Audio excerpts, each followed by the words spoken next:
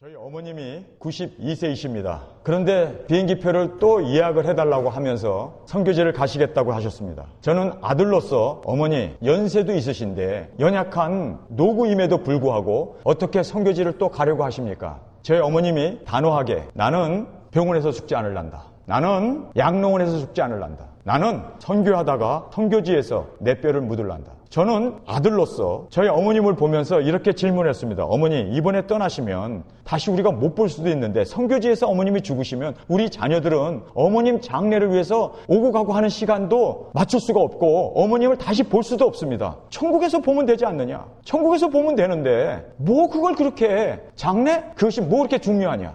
저는 저희 어머님과의 대화를 통해서 참 나이가 드신 노년의 어머님이시지만 사실 자녀로서 굉장히 좋은 어머님을 주셨다는 것에 대해서 저는 하나님 앞에 감사를 드립니다. 정말 멋진 어머니 아닙니까? 저희 어머님이 92세가 되셔서 지팡이 끌고 비행기도 제대로 걸어서 탈 수 없는 휠체어를 타고 비행기를 타야 하는 그런 나이 드신 노구임에도 불구하고 선교지에서 내 뼈를 묻겠다. 선교지에서 내가 거기에서 내 한 몸이라도 주님의 제물로 드릴 수 있다. 저는 어머님의 그 고백을 들으면서 사실 참 제 자신이 부끄럽더라고요. 나는 젊은데, 나는 힘도 있는데, 나는 얼마든지 복음을 전할 수도 있는 그런 강인한 책으로 그리고 또 말씀도 준비되어 있는데 어떻게 나는 한 곳에 머물러 있을까? 왜 나는 주님이 땅끝까지 증인이 되라고 했는데 그거에 대해서 나는 모른 척하고 있을까? 저는 정말 제 자신을 돌아보면서 많이 눈물도 흘리고 다시 한번 주님 앞에서 새로운 각오를 가지고 오늘 이 단에 올라섰습니다. 이 세상에 살고 있는 그리스도인들은 둘로 갈라져 있습니다. 여러분 어디에 속해 있습니까? 많은 기독교인들의 아니 거의 90% 어쩌면 99%의 신앙인들이 다 졸며 자고 있습니다. 깨있지 못합니다. 예수님이 오신다는 것에 대해서 손꼽아 기다리면서 신부단장하면서 예수님 어서 오세요. 그리고 그렇게 깨어있는 사람들이 우리 주위에 얼마나 있냐고요. 큰 교회마다 사람들이 가득가득 찼는데 그 사람들이 세상에 복받고 세상 사람들과 즐기고 어떻게 하면은 이 세상을 정말 누리면서 살 수 있을까. 세상도 재미를 보고 그리고 죽어서 천국도 가고 그 이중적인 그들의 관심을 가지고 교회 다니는 사람이 대부분이잖아요.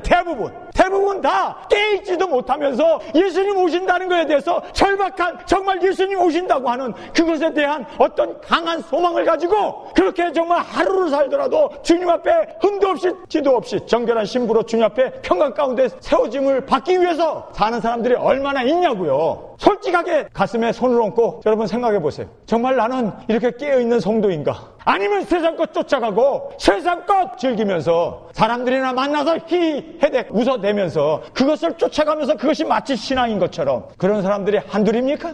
교회가 마치 세상의 복을 구하고 세상 것 쫓아가기 위해서 살고 있는 그러한 정말 많은 무리들이 깨어있지 못한 그런 상황에서 살고 있습니다. 이 세상에 둘로 갈라져요. 정말 무리들처럼 잠든 신앙에 빠져있는 사람들이 있고 깨어있는 신앙인들이 있습니다. 이 깨어있는 이 신앙인들은 많지가 않아요. 우리 기독교인들은 크게 둘로 갈라지는데 시대를 분별하고 그리고 시대의 그 분별함을 통해서 이제 예수님이 오실 때가 다 됐구나. 예수님을 맞이하기 위해서 그렇게 준비하며 깨어있는 성도가 있고 깨어있지 못하고 아직도 세상의 어두움에 빠져가지고 세상의 향락에 빠져가지고 그렇게 시대를 분별하지 못하고 살고 있는 눈먼 영적인 소경의 신자들이 있습니다. 둘로 갈라져요. 그런데 깨어있지 못하고 잠들어 있는 신앙인들 그 사람들은 우리가 뭐 더 이상 이야기할 필요가 없죠. 필요가 없습니다. 그러나 깨어있는 신앙인 중에서도 또 다시 둘로 갈라져요. 깨어있어. 이 깨어있어서 예수님 오시는 것을 기다리고 신부단장해야 된다고 생각하는 많지 않은 무리지만 그 안에서도 또 둘로 갈라져요. 보았다 들었다 하는 직통 계시자로 그렇게 갈라져서 뭐 어린아이가 음성을 들었다 뭐 어떤 분이 기도하다가 하나님의 나팔 소리를 들었다 그래서 그 보았다 들었다 하는 걸로 그 사람들은 올 11월 예수님 온다 올해 말에 예수님 온다 그 보았다 들었다 하는 그 직통 계시를 그들은 하나님 말씀보다 더 믿습니다. 깨어있는데 이렇게 들었다 보았다 하는 직통 계시에 빠져있는 사람이 있고 그러나 깨어있는 성도들 중에 저희들처럼 말씀을 붙잡고 바로 이 하나님의 말씀이 이루어져야 하지 않겠는가 하는 생각을 가지고 바로 하나님의 말씀을 붙들고 그리고 말씀대로 되어지는 것을 믿고 그리고 그 말씀대로 되어질 것을 바라보고 그렇게 살고 있는 신앙인이 있습니다. 둘로 또 갈라져 버렸어요. 아니, 대부분의 사람들이 깨어있지도 못하고 이 시대를 분별하지 못하고 지금도 세상 술에 취해가지고 세상의 향락을 쫓아가는 그런 기독교인이 대부분인데, 깨어있다고 하는데도 깨어있는 사람들 중에서도 또 둘로 갈라졌어요. 직통 계시자와 그리고 하나님의 말씀을 붙드는 사람들. 그런데 이 하나님의 말씀을 붙들고 있는 사람들 중에서도 또 둘로 갈라졌어요. 여러분은 어디에 속해 있습니까? 잘 여러분의 신앙을 점검해 보시기 바랍니다. 나는 정말 깨어있고 그리고 하나님의 말씀을 붙들고 있다고 그러는데 그 붙들고 있는 사람들도 또 둘로 갈라졌어요. 한 사람은 환난 전에 들림받는다고 하는, 그래서 환난과 나는 관계가 없다.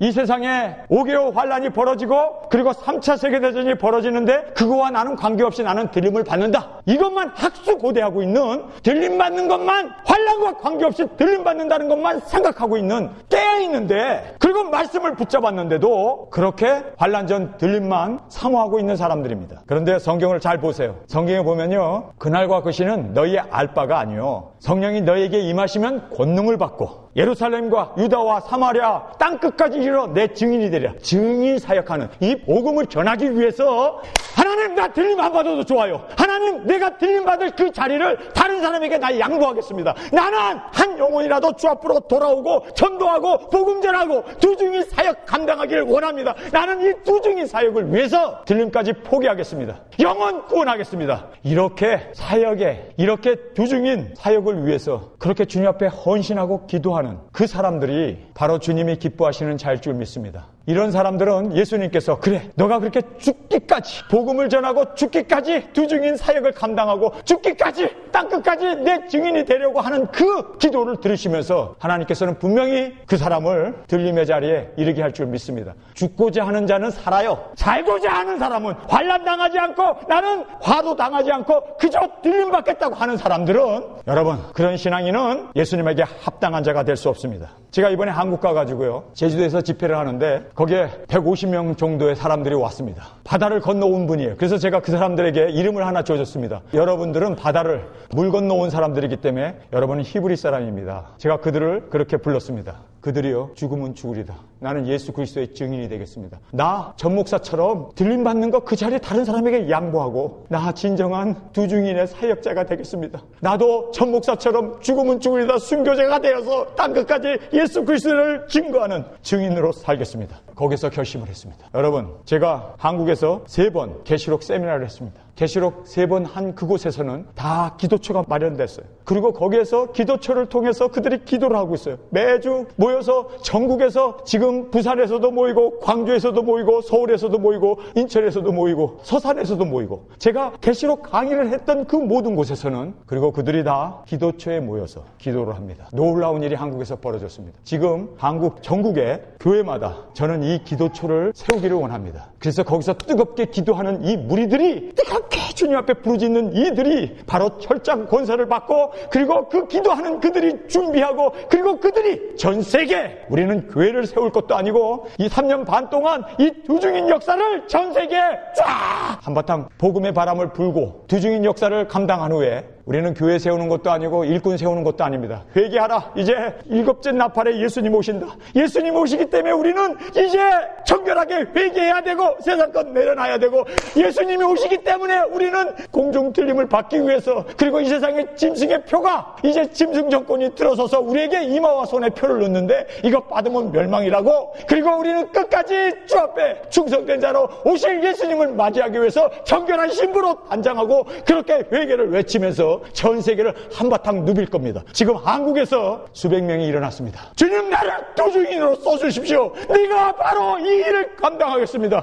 제주도에서 모였던 그 150명에도 광주에서, 서울에서, 인천에서 모였던 그 모든 사람, 계시록 말씀이 들어가니까 그들이 사명으로 불타게 되고, 하나님, 이제 우리가 부르짖으면서 주 앞에 기도하면서 주님, 나를 주의 일꾼으로 두중인 역사를 감당하는 주의 진정한 사역자로 나를 사용하여 주옵소서. 지금 한국에 대단한 바람이 불고 있습니다. 저는 어떤 조직을 하려고 하는 것도 아니고, 저는 집회 가가지고 계시록 말씀을 1장 1절부터 22장 21절까지 그냥 성경 읽고 뜻을 풀어서 강해를 하고 있습니다. 그런데 놀라운 변화가 지금 대한민국에 출렁이고 있습니다. 이것은 하나님이 하시는 일인 것을 저는 믿습니다.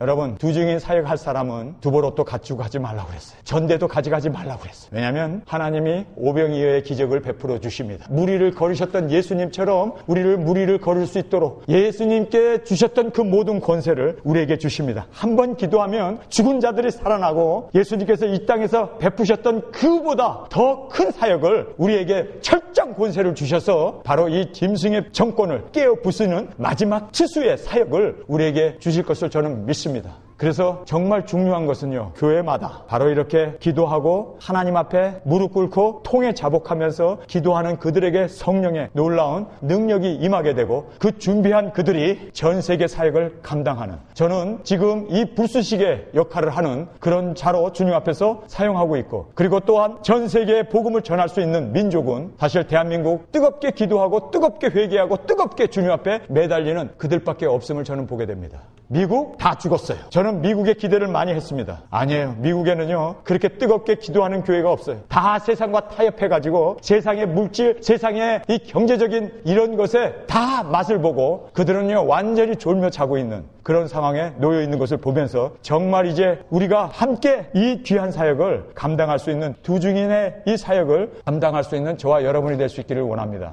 저희 어머님이, 김숙자 목사님이 자궁암과 위암이 걸렸어요. 그래가지고 저희 어머님이 이제는 의사 선생님도 살지 못한다는 거예요. 이제 마지막을 준비하라고 했습니다. 저희 어머님이 이불을 꾸미고, 그리고 서울에서 가까운 그 삼각산 전진 선생이라고 하는 그분이 원장으로 계셨는데 거기에 저희 어머님이 기도하러 들어갔습니다. 금식 기도하다가 원래 위암이니까 음식을 먹지 못해요. 물도 못 마셔요. 그러니까 그냥 위암으로 여기서 기도하다가 주님 앞에 가겠다라는 마음을 가지고 마지막 하나님 앞에 회개 기도하려고 기도원에 들어갔다가 거기서 성령의 불을 받았습니다. 그리고 그 모든 암에서 치료가 되었습니다. 그런데 놀라운 일은 그냥 저희 어머님의 병만 치료해 주신 게 아니라 성령님의 놀라운 권능까지 받게 되었습니다. 그래서 병 고치는 은사, 그걸 통해서 많은 사람들을 손을 얹고 기도할 때마다 병자들이 나았습니다. 그러니까 인기 강사가 된 거예요. 집사인데 갑자기 부흥회를 인도하는 부흥사가 돼버린 거예요. 제가 저희 집 근처에서 집회를 한다고 그래서 제가 10살 됐을 때예요. 그 집회에 참석해가지고 제일 앞자리에 앉아갖고, 아니 생각해보세요. 죽을 거라고 하는 어머니가 살아나가지고, 그리고 또 병까지도 고치는 그런 신유의 은사까지 받아가지고 많은 사람들 병을 고쳤습니다. 그러니 저로서는 참 신기하죠. 야, 정말 하나님 살아계시는구나. 근데 저희 어머님이 여자 집사가 돼가지고 뭐 이 고신파 장로교회에서는 여자는 단에 올라가면 안 된다나 어쩐다나, 그래갖고 요 앞에 조그만 강대상을 내려놓고 거기서 집회를 하더라고요. 그런데요, 집회 마지막 날이 되면은 강대상 밑에서 집회했던 거에 대해서 목사가 정식으로 사과하고 올라가세요. 당신이 나보다 나은 사람입니다. 그리고 강대상에 올려가지고 저희 어머니 마지막으로는 사람들에게, 야, 살아계신 하나님의 그 놀라운 간증을 많은 사람들에게 그렇게 전파할 수 있었던 놀라운 일이 있었습니다. 그런데요, 어머님이 전하는 말씀, 죽을 거라고 했던 어머님이 병이 나와서 복음을 전하는데 저의 어린 나이에는 얼마나 간절한 마음으로 그 설교를 들었겠습니까? 근데 저희 어머님이 단에 올라오시더니 하나님께서 적은 책을 먹으라, 그렇게 어머님에게 말씀하셨다는 거예요. 그래서 적은 책이 뭡니까? 성경을 암만 읽어도 적은 책이란 말을 한 번도 들어본 적이 없어가지고, 그래서 성경을 다시 처음부터 창세기부터 계시록까지 쭉 읽어가는데 10장에 딱 보니까 작은 책을 먹으라는 말이 딱 나온 거예요. 그러니까 저희 어머님이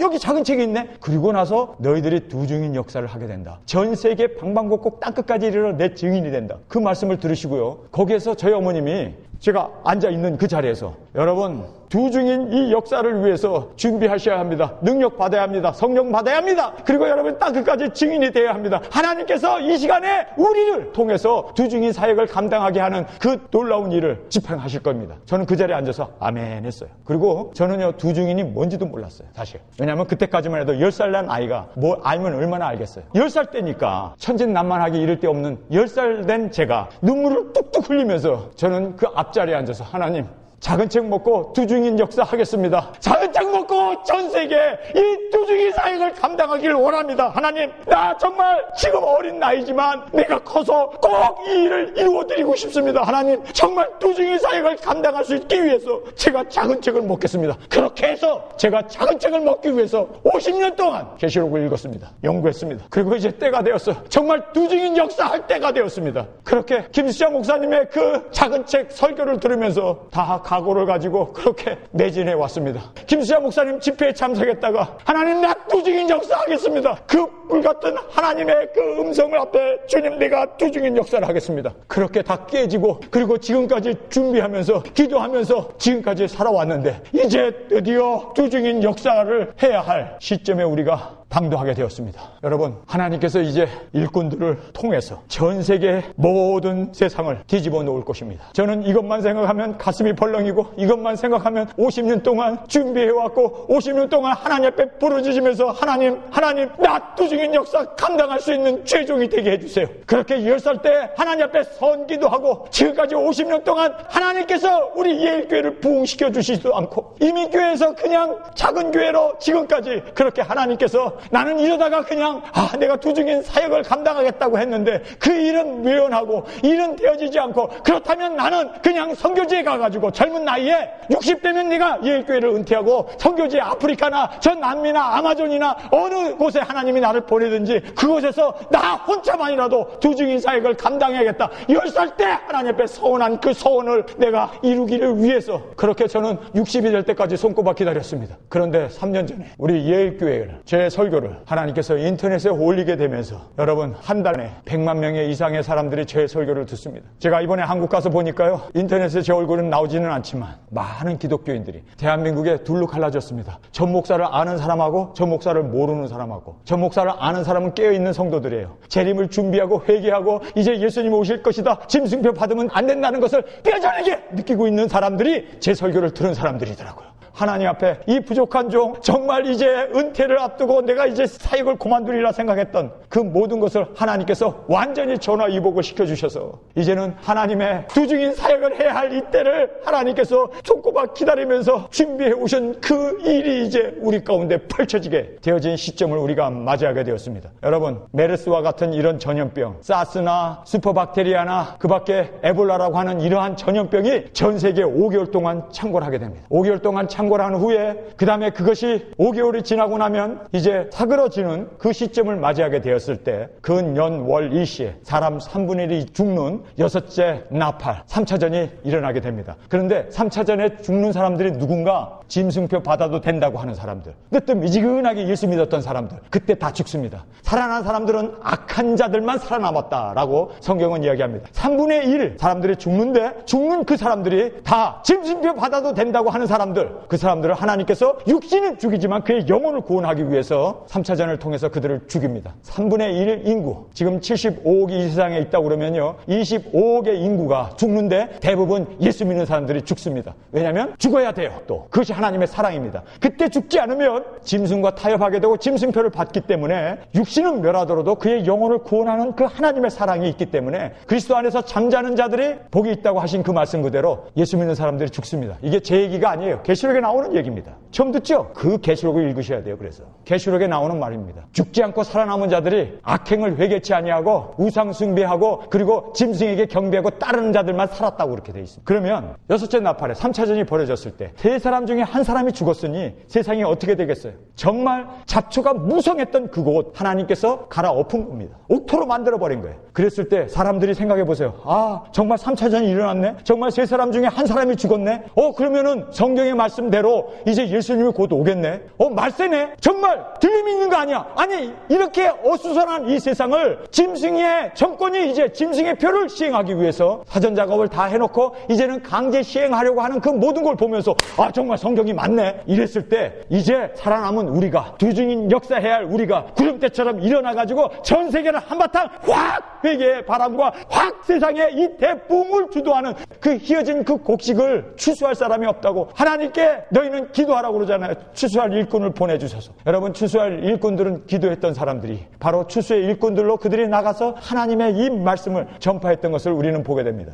바로 우리였습니다. 기도하는 우리, 능력받은 우리, 준비했던 우리가 전 세상에 복음을 전파하는 그 마지막 사역을 감당한 후에 우리가 7째 나팔에 들림을 받습니다. 그리고 더러는 순교를 하게 됩니다. 그러나 세상에 남아있는 철장 권세를 낳았던 그 교회는 하나님께서 예비한 곳으로 보내셨던 것을 성경은 말씀해주고 있습니다. 정말 우리가 이제는 계시록 말씀, 이 말씀이 이루어지고 있기 때문에 이 말씀에 집중해야 돼요. 여러분 계시록 책 몇 번 읽었습니까? 제가 한국 가서 설교를 했는데요. 어떤 분이 그러더라고요. 자기는 하루에 한 번씩 읽는데 저는요 부끄럽더라고요. 예일교회 교인들도 이렇게 돼야 되는데 한국에서는요 사모함이 달라요. 정말 그분들을 통해서 두 증인 역사를 할 수 있는 일꾼들을 세우셨더라고요. 김숙자 목사님이 한국 가서 2,000교회 이상을 집회를 했는데 그 2,000교회 이상을 다니면서 집회했을 때 김숙자 목사님을 그 설교를 들으면서 하나님 나 두 증인 역사 하겠습니다. 그 두 증인 역사 하겠다고 하는 사람 저는 만나본 적도 없어요. 미국에서 살았기 때문에. 그런데 이번에 한국 갔는데요. 그분들이 몰려들기 시작하더라고요. 나 20년 전부터 나 30년 전부터 김숙자 목사님 전도사 시절부터 작은 책 먹고 두 증인 역사 해야 된다고 가르쳤을 때 내가 그때 자리에 앉아서 그 말씀 듣고 아멘 아멘 했는데 이제 그의 아들인 전 목사를 만났군요. 저를 보군요. 막 펑펑펑펑 울어요. 하나님이 그렇게 20년 30년 전부터 이 두 증인의 씨앗을 뿌려놓았더라고요. 그런 사람들을 만나게 되면서 맞습니다. 이제 때가 되었습니다. 이제 우리가 준비하고 전 세계에 이제 이 3차전 후에 복음을 전해야 할 두 증인들을 하나님께서 우리에게 일으켜 주실 겁니다. 저는요 정말 하나님께서 때가 되매 그 일을 이루시는 것을 이번 한국 집회를 통해서 목격할 수 있었습니다. 성도 여러분, 오늘 이 예수님의 이 말씀을 보면서 예수님이 많은 무리들에게 말씀도 전하고 이적과 기사를 행했습니다. 오병이어때는 5,000명이 나사로를 살리셨을 때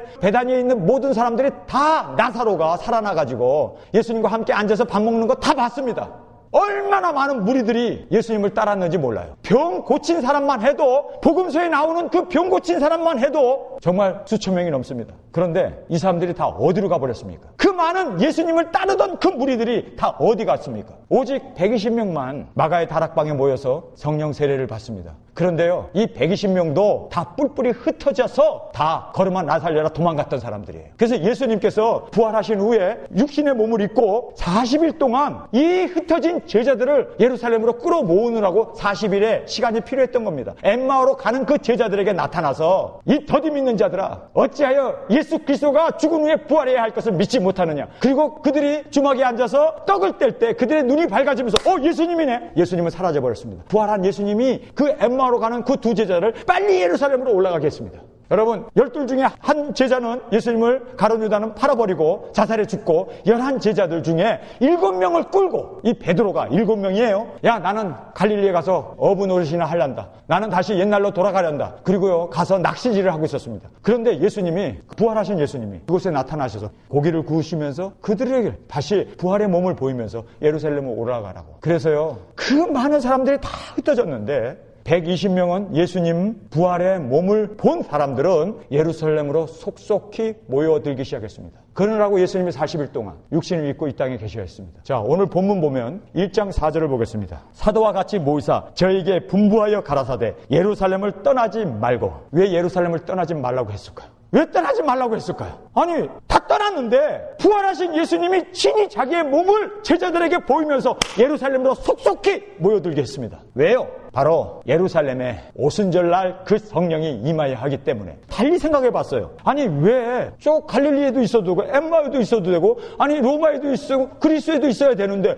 사람들이 많은데 성령이 그냥 임하시면은 이쪽 저쪽 전 세계에 있는 사람들에게 그냥 성령이 임하시면 되는데 왜 예루살렘으로 자꾸 직결시켜 놨을까? 여러분 바로 여기에 귀중한 하나님의 뜻이 있습니다. 모여야 성령님이 역사돼요. 그렇게 불이 활활 타던 장작더미도 하나하나 떨어뜨려 놓으면 그 불은 꺼지고 맙니다. 그날이 가까움을 볼수록 서로 모이기 힘쓰라고. 그래서 모여야 돼요. 기도해야 돼요. 여기서 보면 이 깨어있는 사람들을 예루살렘으로 예수님께서 모으셨습니다. 그리고 예루살렘에 모여서 성경을 보시기 바랍니다. 4절에 사도와 같이 모이사 저에게 분부하여 가라사대 예루살렘을 떠나지 말고 예루살렘에 모여 있으라는 거예요. 내게 들은 바, 여기 내게 들은 바라는 말을 해요. 예수님의 말씀이었습니다. 그리고 아버지의 약속하신 것을 기다리라. 많은 무리가 있는데 그중에 예수님께서 특별히 부활한 몸을 보이시면서 사명자들을 예루살렘으로 모았습니다. 그리고 거기서 약속하신 바, 여기서 또 둘로 갈라져요. 둘로 갈라지는데 이 깨어있는 사람들 중에서도 또 둘로 갈라졌는데 들었다 보았다 하는 그런 이 지통 계시자들이 있고 그 다음에 또 하나는 말씀을 붙잡는 신앙인으로 또 갈라졌습니다. 여기서 보면 내게 들은 바 예수님의 말씀이었고 하나님의 약속하신 성령 기다리라는 거예요. 보혜사 성령님을 기다리라는 거예요.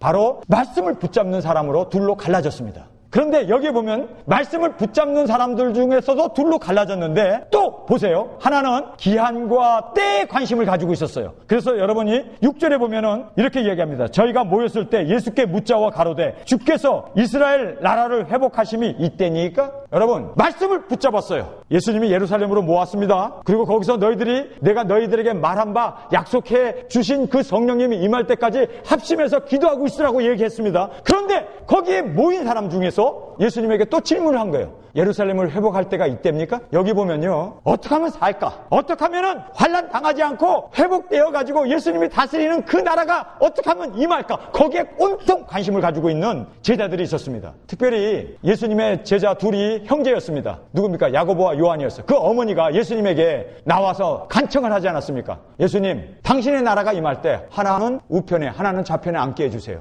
하나님의 나라가 이 땅에 일어날 때 한몫해보겠다는 거예요. 한 자리 잡겠다는 거예요. 그런데 예수님께서 뭐라고 얘기합니까? 좌편과 우편에 앉는 그 자리는 너가 나와 같이 고난의 잔을 마실 수 있느냐? 십자가를 지고 죽어야 하고 순교해야 하는 그 고난의 자리라고 주님은 말씀하고 있습니다. 여러분 여기에 보면 하나님의 나라가 임하기를 그리고 예루살렘이 회복되는 것이 이때니까 거기에 대한 관심이 있어요. 죽기 싫은 거예요. 희생하기 싫은 거예요. 고난당하기 싫은 거예요. 화당하기 싫은 거예요. 나는 그냥 들림만 받겠다고 하는 그 환난과 관계없이 나는 들림만 생각하고 있는 사람이에요. 그런데 예수님께서 하나님의 나라가 회복되는 것이 이때니까 하고 질문했을 때 성경은 뭐라고 대답합니까? 7절에 가라사대 때와 기한은 아버지께서 자기 권한에 두셨으니 너희 알 바가 아니요. 알 필요가 없다는 거예요. 이거는 하나님의 고유 권한이기 때문에 알려고도 하지 말라는 거예요. 하나님의 나라가 언제 임하는지 우리가 언제 들림받는지 그런 시기에 대해서 알 바가 아니라는 거예요. 알 바가 아니면 뭐 해야 됩니까? 그러면 알 바가 아니라면 그 다음 절 8절을 보세요. 바로 이거였습니다. 8절에 오직 성령이 너에게 임하시면 너희가 권능을 받고 예루살렘과 온 유다와 사마리아와 땅끝까지 이르러 내 증인이 되리라 하시니라. 여러분 사명이었습니다.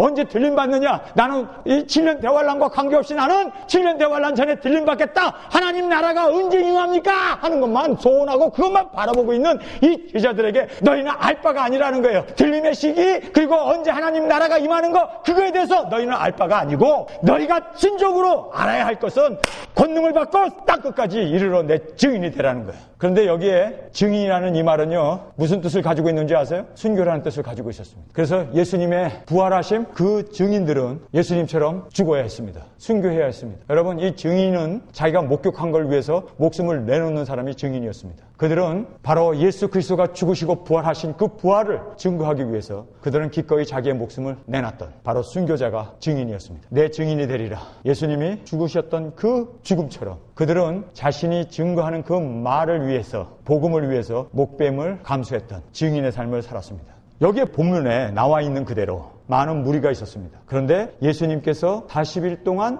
부활하신 몸을 가지고 제자들을 끌어모아가지고 예루살렘에 다 집결시켜놨습니다. 그리고 그 집결된 무리 중에서도 성경은 우리에게 분명하게 말하고 있습니다. 하나님의 말씀을 따르는 사람이 있었고 그리고 집통계시를 따르는 사람이 있었습니다. 근데 그 약속의 성령을 기다리라고 하신 그 말씀을 믿는 사람들 중에서도 또 두 분류로 갈라졌습니다. 예루살렘을 회복함이 이때니까 여러분 정말 죽으려고 하지 않고 자기만 살아서 들림받겠다고 하는 사명을 잊어버리고 자기가 이 세상에서 해야 할 두 중인 사역을 잊어버리고 들림만 받겠다고 들림만 하는 사람들 그 사람들이 예수님께서 책망하시는 거 아닙니까? 너희가 알 바도 아니라고. 너희는 그저 모여서 기도하고 성령 받게 되면 예루살렘과 유다와 사마리아와 땅끝까지 이르러 내 증인이 되려고 하는 그 사람들을 그렇게 죽으면 죽으리라고 나아가는 그 사람들을 주님께서는요 들림 반열에 그리고 순교자의 반열에 그리고 또 예비처에 가게 하는 그 반열에 들게 하실 줄 믿습니다. 자, 우리 이제 요한계시록의 말씀으로 들어가서 여기 보면요 이중적인 그 하나님의 계시가 있어요. 바로 예수님께서 여기에 이렇게 말씀하신 것처럼 요와 똑같은 일이 두 증인 사역을 감당하는 우리에게 벌어지고 있습니다. 다 이 시간에 계시록 8장 1절을 보겠습니다. 일곱째 인을 뗄 때 하늘이 반시 동안쯤 고요하더니 여기 보면 반시간 고요한 시간을 우리에게 주었습니다. 요 반시간 고요한 시간을 준 이유는 바로 기도하라고 하는 그 시간이었습니다. 그래서 2절에 보니까 내가 보매 하나님 앞에 시위하는 7천사가 있어 7 나팔을 받았더라. 7 나팔이 불기 전에 반시간 고요한 시간이 있었습니다. 3절에 또 다른 천사가 와서 제단 곁에 서서 금 향로를 가지고 많은 향을 받았으니 이는 모든 성도의 기도와 합하여 보좌 앞 금단에 드리고자 함이라. 여기 보면 모든 성도의 기도들과 합하여, 지금 반시 고요한 이 시간이 우리에게는 얼마나 긴 시간인지 우리는 알 수 없어요. 그런데 이때 모여서 기도해야 합니다. 이 기도는 특별한 기도였습니다. 예루살렘 성을 떠나지 말고 보혜사 성령을 기다리라고 예수님께서 그렇게 분부하신 것과 같은 그러한 분부입니다. 그래서 이때 성도들이 모여서 그 반시간 고요한 시간에 하나님 앞에 부르짖고 기도를 합니다. 그런데 합심하여 기도하라고 했습니다. 합심하여. 이 말을 두 번씩이나 강조하고 있어요. 3절에도 보면은 모든 성도의 기도와 합하여 라고 얘기하고 있고, 4절에 보세요. 향연히 성도의 기도와 함께라는 말이 나와요. 합하여라는 말이 나와요. 그래서 내가 골방 기도하면 되지. 그저 내가 문 걸어 잠그고 거기서. 그런데요, 세상이 악해지고 영적인 지금 시련기에 들어섰기 때문에 혼자서 기도하는 그 기도는요, 사탄이 다 차가버려요. 옛날에는 뜨겁게 기도줄이 하나님 앞에 잡혀가지고 기도했던 사람들이 많아요. 근데 지금은 기도가 안 돼요. 그래서 오늘 이 말씀에 보면은 성도들이 모여서 기도해야 돼요. 합해서 함께 하나님 앞에. 왜 예루살렘에 함께 모이라고 했을까요? 흩어져도 될 텐데, 전 세계에서 기도해도 될 텐데 왜 예루살렘으로 예수님이 부활하신 후에 40일 동안 그 흩어진 제자들을 모았을까요? 모여야 거기에 하나님의 능력이 임해요. 모여야 거기에서 우리가 기도하면서, 그리고 준비하면서, 그리고 거기에서 모였을 때 권능을 받고, 그리고 합동하여 전 세계 사역을 감당하게 됩니다. 모이지 않는 사람들, 그것은 해치는 자들이고 우리의 원수라고 예수님이 말하고 있습니다. 여러분, 놀라운 이 30분의 시간이 우리에게 주어졌습니다. 반시의 시간이 주어졌습니다.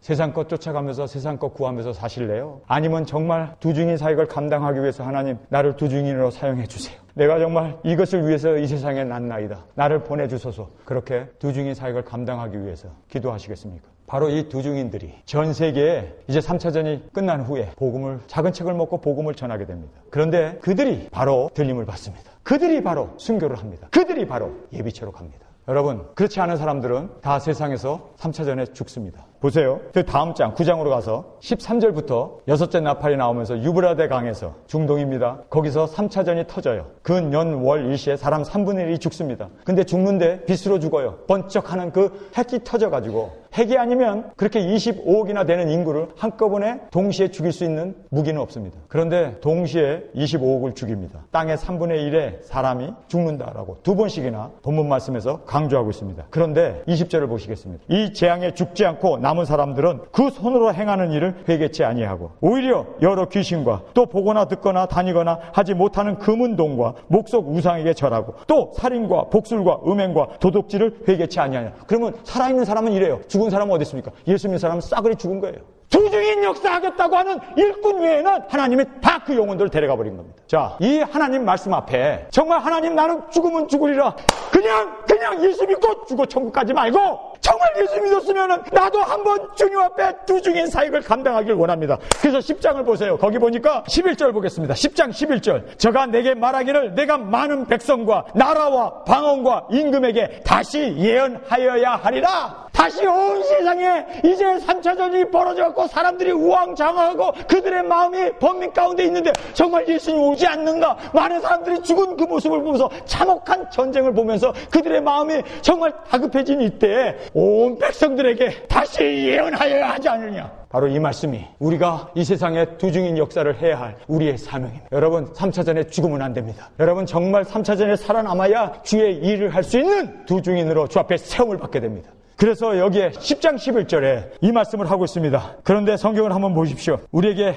10장 6절에 세세토록 살아계신 자 곧 하늘과 그 가운데 있는 물건이며 땅과 그 가운데 있는 물건이며 바다와 그 가운데 있는 물건을 창조하신 이를 가리켜 맹세하여 가로되 지체하지 아니하리라. 예수님이 이제 지체치 아니하고 오신다는 말씀입니다. 그러면서 여러분, 7째 천사가 소리내는 날, 그 나팔을 불게 될 때 하나님의 비밀이 그 종 선지자들에게 전하신 복음과 같이 이루리라. 들림받는 일이 7째 나팔에 일어나게 됩니다. 근데 7째 나팔 불기 전까지 3년 반 동안 하나님의 이 복음을 전 세계 모든 백성들에게 다시 한번 전파하는 이 기회를, 대추수의 기회를, 황금과 같은 그 복음 전파의 기회를 우리에게 주십니다. 그런데요, 성경을 보세요. 여기 보면요, 작은 책을 먹은 자들이 9절에 내가 천사에게 나가 작은 책을 달라 한즉 천사가 가로되 갖다 먹어버리라. 내 배에는 쓰나 내 입에는 꿀같이 달리라. 이 작은 책을 먹은 자들이 전 세계에 복음을 전하게 돼요. 그런데 그것이 11장에 나오는 너무너무 위대한 두중인의 사역을 11장에서 우리에게 풀어서 설명해 주고 있습니다. 이제 제가 여러분에게 결론을 말씀드리겠습니다. 여러분, 기독교인이라고 해서 다 기독교인이 아니에요. 거기도 둘로 갈라집니다. 바로 깨어있는 신앙인과 깨어있지 못한 잠들어 있는 신앙인으로 구별이 됩니다. 또 깨어있는 신앙인 중에서도 또다시 둘로 구분되는데, 들었다 보았다 하는 직통 계시자들과 그리고 하나님의 말씀을 붙잡은 신앙인으로 구별됩니다. 그런데 이 하나님의 말씀을 붙어잡고 있는, 깨어있으면서 하나님의 말씀을 붙어잡고 있는 신앙인 중에서 또다시 둘로 갈라집니다. 때와 기한에 관심을 두고 환난전에 들림을 갈망하는 신앙인들이 있고, 그리고 예수님의 재림 전에 있을 두 중인 사역을 가지고 관심을 두고 순교를 각오하고 그리고 기도로 준비하는 신앙인이 있습니다. 여러분, 오늘 사도행전 1장 4절에서 11절까지의 이 말씀을 통해서 예수님은 우리에게 너무 단호하게, 마지막 단호하게 우리에게 말씀해 주고 있습니다. 내 증인이 되라고, 내 증인이 되라고. 그러면 그 증인이 되기 위해서는 성령을 받아야 한다고. 그러면 그 성령을 받기 위해서는 예루살렘에 모이라고. 여러분, 결론은 확실합니다. 모이는 자들이 성령을 받았고, 그리고 모이는 자들이 두 증인이 되었습니다. 오늘 우리 예일교회가 전 세계에서 인터넷을 통해서 제 말씀을 들은 모든 분들이 전 세계에 기도처가 세워지기를 원합니다. 예루살렘이 세워지기를 원합니다. 그래서 그 예루살렘을 떠나지 말고 거기서 약속하신 성령을 기다리라고 하신 그 약속의 성령, 그래서 거기서 권능을 받은 사람들이 이제는 땅끝까지 복음을 전하는 예수님의 증인으로 그렇게 사용을 받게 됩니다. 이것이 바로 계시록이 우리에게 주는 명쾌한 우리의 사명이었습니다. 우리 다 같이 일어나 기도드리겠습니다. 예수님께서 마지막 당부를 제자들에게 하셨습니다. 너희는 예루살렘을 떠나지 말고 성령의 능력을 덧입으라. 뿐만 아니라 끝까지, 세상 끝까지 내 증인이 되라고. 그렇게 주님께서는 마지막 분부를 제자들에게 해주셨습니다. 그러면 왜 우리가 예루살렘을 떠나지 말아야 할까요? 그것은 기도로 권능을 받기 위해서입니다. 그리고 또한 준비하고 함께 우리가 동역 사역을 감당하기 위해서 하나님께서 우리를 만세계에 있는 깨어있는 우리를, 그리고 두중인 사역을 감당하겠다고 주님 앞에 나선 우리를 통해서 대추수의 그 영원 구원을 이루어 가실 것입니다. 하나님 아버지, 하나님의 경륜을, 하나님의 이 놀라운 천상의 비밀을 우리에게 알려주심을 감사합니다. 이제 주의 때가 되었습니다. 주님 오실 날이 머지않았습니다. 3차전이 일어나기 일보 직전인 이 시대에 우리가 살고 있습니다. 3차전이 일어난 후에 우리에게 주시는 이때 부흥의 두중인 역사를 주님 기도하면서 능력받으면서, 그리고 우리가 정말 주님 앞에 그렇게 동역하기를 원합니다. 우리를 사용하여 주옵소서. 두중인의 사역으로 우리를 사용하여 주옵소서. 주여, 이 말씀 그대로 되어질 이 모든 것을 바라보면서 하나님의 말씀을 붙어잡는, 그리고 주님 앞에 헌신하는 저희들의 삶이 되어질 수 있기를 간절히 원합니다. 이제는 우리 주 예수 그리스도의 은혜와 아버지의 사랑하심과 성령님의 감동 역사하심이 오늘 말씀을 받고 주님 나를 두중인으로, 주님 내가 들림받는 그 자리보다도 사역을 감당하는 전 세계 복음을 다시 전하여야 하리라 한 그 말씀의 두중인 사역을 감당하기를 원합니다. 주여, 나를 두중인으로 주의 권능을 주셔서 감당케 하여 주옵소서. 예수 그리스도의 이름으로 간절히 축원하옵나이다. 아멘. 다시 오실 때까지 나